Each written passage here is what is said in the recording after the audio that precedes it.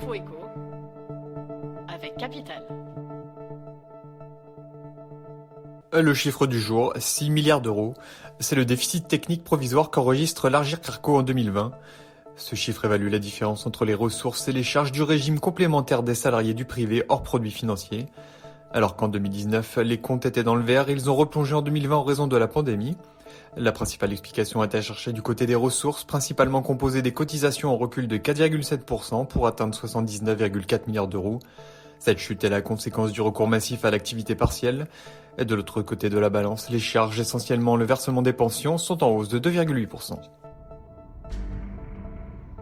L'info pratique du jour concerne les salariés à domicile. Si vous gardez les enfants d'un particulier ou que vous effectuez des tâches ménagères chez lui, vous pouvez recevoir une donation ou un legs de sa part, tout comme être désigné bénéficiaire de son contrat d'assurance vie.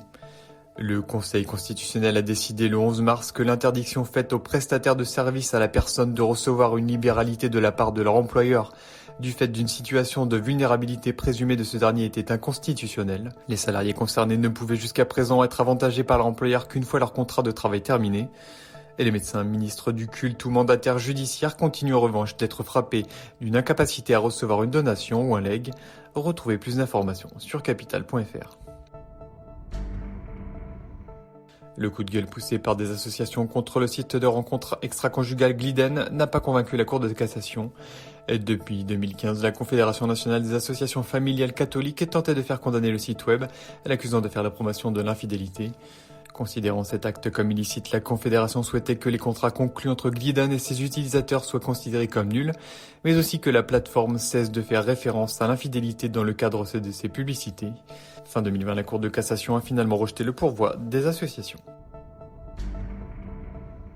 On termine par le petit pactole embauché par l'État au premier jour de la mise aux enchères de Bitcoin. Pour cette grande première, un lot de 0,11 Bitcoin avait été mis en vente mercredi 17 mars au matin.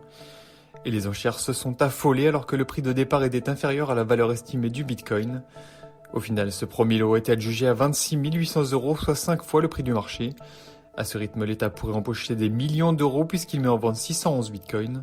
Plus de 1600 personnes sont inscrites à cette vente, sans doute rassurées par le fait que la crypto-monnaie est vendue par l'État. C'était l'info écho avec Capital.